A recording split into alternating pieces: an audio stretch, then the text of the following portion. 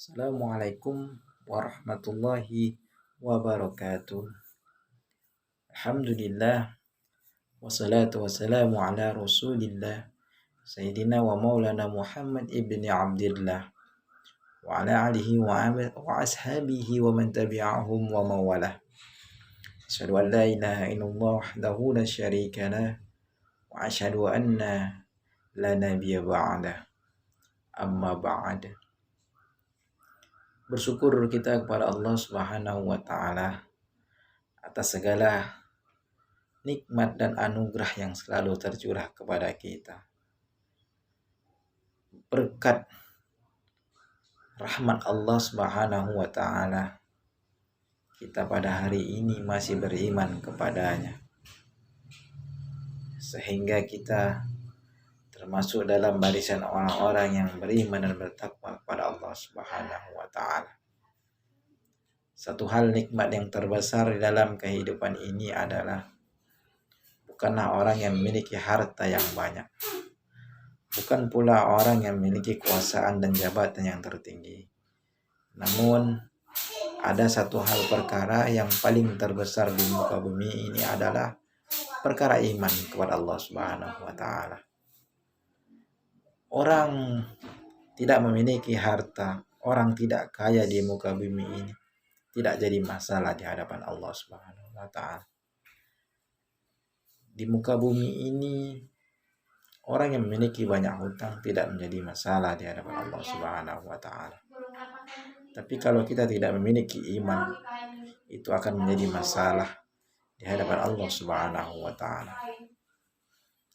Semoga kita termasuk umat Nabi yang memiliki iman kepada Allah Subhanahu wa taala. Salawat dan salam tidak pula lupa kita aturkan kepada junjungan alam yakni baginda Nabi Muhammad SAW. Semoga kita termasuk umat Nabi yang mengamalkan salawat. Allahumma sholli ala Muhammad wa ala ali Muhammad. Karena itu merupakan kunci daripada ketauhidan kita kepada Allah Subhanahu wa taala. Allahumma sholli ala Muhammad. Aku bersaksi dalam artian kita menyaksikan bahwasanya Nur Muhammad itu merupakan bagian daripada Allah jualah. Menyaksikan bahwasanya Nur Muhammad itu Allah jua. Dan Allah menyatakan dirinya terhadap Nur Muhammad. Wa asyhadu anna Muhammadur Rasulullah. Nah, untuk ini perkara iman dalam kehidupan kita harus mengenal siapa yang hendak kita sembah. Jangan sampai kita beribadah namun kita tidak mengenal siapa yang hendak kita sembah. Mungkin di antara kita banyak orang yang beramal ibadah, banyak orang yang sholat, tapi dia hanya menyembah angan-angan, menyembah budi, tanpa mengenal siapa yang ia sembah. Dan banyak sekali di antara kita tidak mengenal siapa Tuhannya. Jadi sangat sayang sekali fenomena pada hari ini umat Islam, umatnya Rasul itu sangatlah minim sekali yang dinamakan tauhid kepada Allah Subhanahu wa taala. Para ulama sufi menjelaskan araftu rabbi bi rabbi. Aku kenal Tuhanku dengan Tuhanku. Jadi maksud daripada kata araftu rabbi bi rabbi itu apa? Kita mengenal Allah Subhanahu wa taala. Itu bersama Allah jualah kita mengenalnya. kita tidak akan mampu mengenalnya kalau Allah tidak akan membukakan rahasianya. Tapi Allah memberikan kita akal dan pikiran. Tidakkah kita membaca alam sekitar dalam kehidupan kita? Tidakkah kita melihat bahwasanya dunia ini, bahwasanya kita ini tidaklah memiliki kuasa apa-apa. Kita hari ini bisa melihat bukanlah karena kita memiliki mata. Banyak orang yang tidak memiliki mata, tapi dia bisa melihat. Allah bisa memperlihatkan dunia ini tanpa memberikannya mata. Artinya apa? Bukanlah karena mata kita bisa melihat, tapi karena adanya kekuatan, adanya intensitas Allah di dalam mata tersebut. Jadi perlu kita pahami, siapa yang sebenarnya yang melihat? Kita atau Allah? Sebenarnya yang melihat itu adalah Allah. Hari ini kita bisa mendengar, itu bukan karena kita memiliki telinga. Banyak orang yang tidak memiliki telinga, tapi ia bisa mendengar. Allah mampu memperdengarkan apapun tanpa memberikannya telinga. Hari ini kita diberikan mulut, diberikan lidah untuk berbicara. Apakah semua itu karena mulut? Sehingga kata-kata ini begitu mudah keluar di dalam mulut kita. Begitu mudah kita berucap. Apakah karena lidah dan mulut kita? Tentu saja tidak. Allah bisa membuat orang berbicara tanpa memberikannya mulut dan lidah. Sangat gampang sekali bagi Allah. Tidak ada mustahil di hadapan Allah Subhanahu wa ta'ala. Jadi dalam hal ini pengajaran apa yang bisa kita ambil? Tentunya di sini kita bisa belajar bahwasanya kita ini tidak memiliki apa-apa. Jangankan memiliki diri, merasa memiliki diri pun kita tak pantas.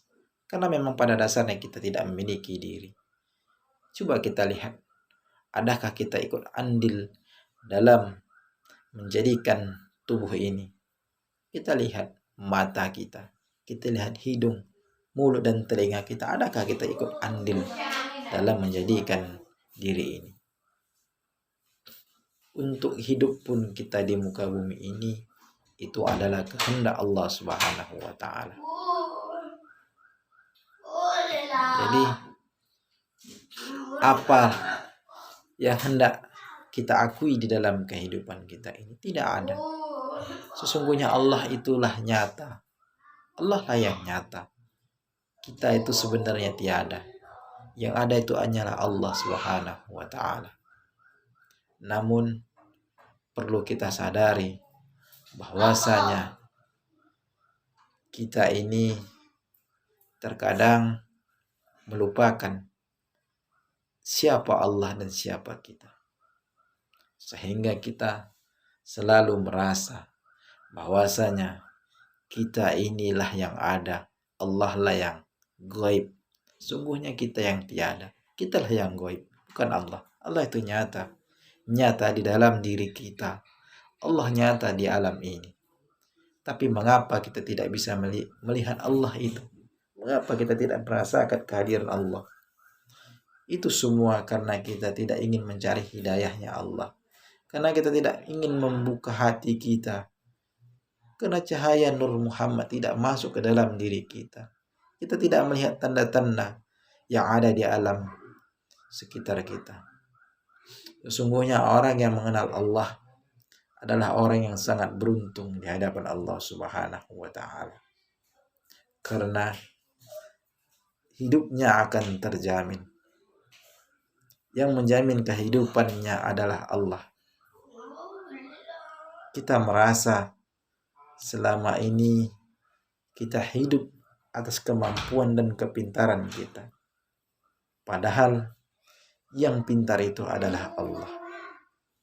Yang mampu itu adalah Allah. Coba kita pikirkan baik-baik. Cobalah kita renungkan baik-baik. Di mana letaknya diri kita? Harus sampai kapan kita bisa mengenal Allah lebih dekat dalam hidup kita. Coba belajar kita membersihkan hati kita. Coba masuklah ke dalam Baitullah. Baitullah itu letaknya di dalam kolbu, dalam hati seorang hamba. Maka dari itu, bersihkan hati kita. Belajar mempelajari ilmu Allah Subhanahu wa ta'ala. Jangan sampai kita tidak mengenal Allah di dalam dunia ini. Sehingga ketika kita kembali kepadanya, kita tentu sudah tidak mengenal Allah juga. Untuk mengenal Allah di dunia inilah kita mengenalnya, bukan menunggu saat kita sudah sakaratul maut. Semoga apa yang saya sampaikan hari ini menjadi ilmu, menjadi semangat untuk kita lebih belajar mengenal Allah Subhanahu wa ta'ala. Satu hal yang paling terpenting yang bisa saya sampaikan adalah man arafa nafsahu faqad arafa rabbahu wa man arafa rabbahu fasadal jasad. Barang siapa mengenal dirinya, maka ia kenal Tuhannya. Barang siapa yang mengenal Tuhannya, maka binasalah wujud dirinya. Coba kita pikirkan kembali kata-kata dari para mursyid ulama tersebut. Assalamualaikum warahmatullahi wabarakatuh.